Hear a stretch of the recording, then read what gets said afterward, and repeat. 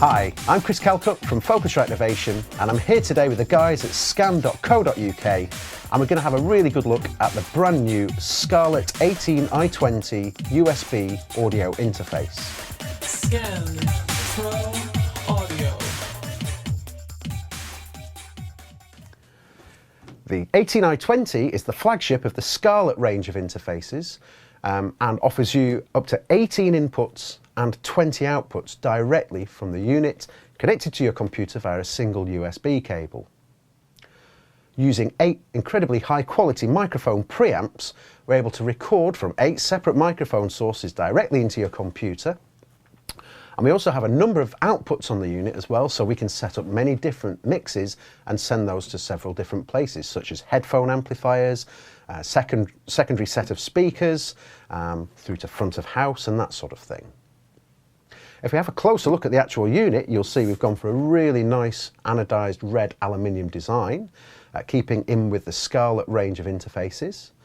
On the front panel as well, we have a number of controls. Over on this side here, we have 2 microphone preamps. These are based around combination connectors and use both XLR and jack connections.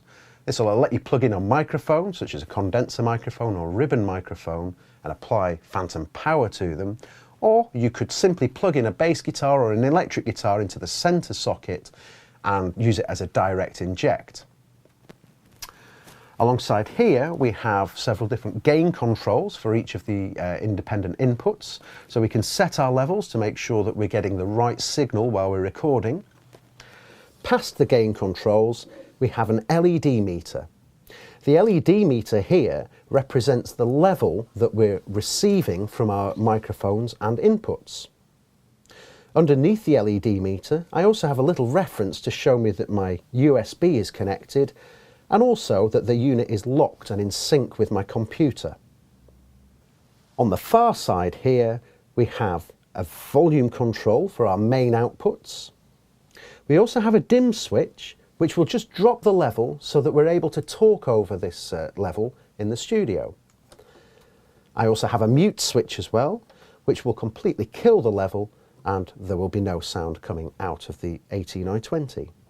And finally, on this side, we have 2 independent headphone outputs, each with their own independent volume control.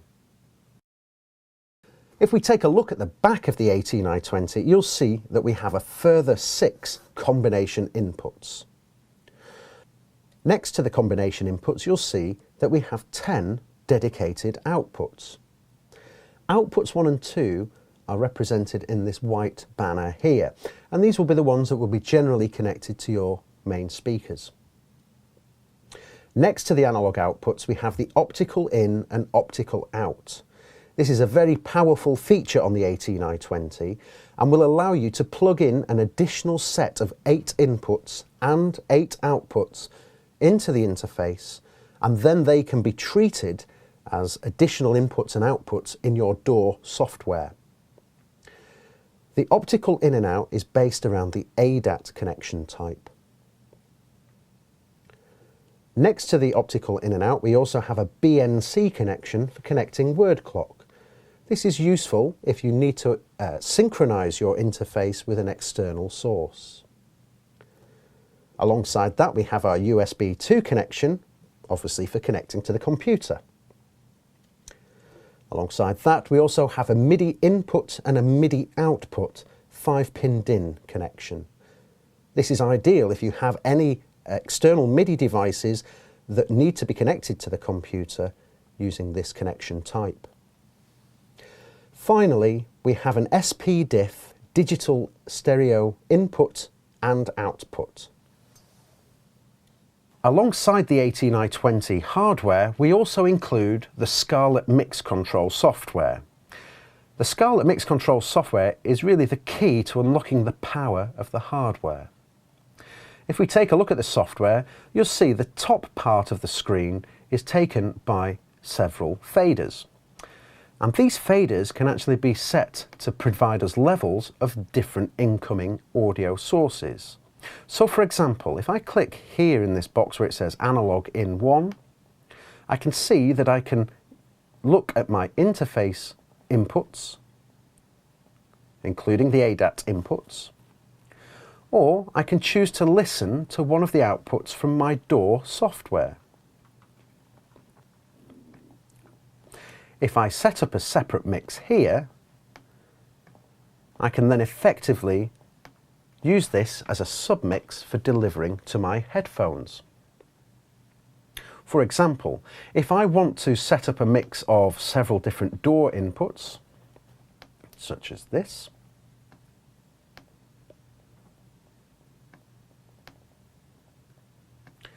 and also some analog inputs as well, and basically create a mix that is appropriate for the person that is going to receive the mix. I can even balance these left and right as well.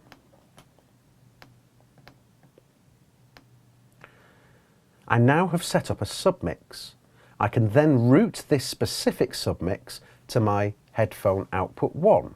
If I do that, I can go down to here where I see a little headphone symbol, and I can see that headphone output 1 is linked in with line output 7 and line output 8. If I look at my options now, I can choose to listen to a mix. And this is currently set to mix 1. The tab at the top tells me that this particular mix will be sent out of my headphone outputs.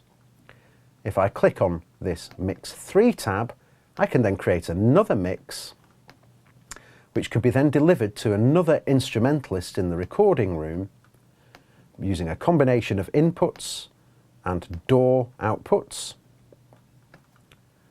I can then send this particular mix out of my second headphone output here by choosing from my list of mixes, Mix 3 and Mix 3 Right.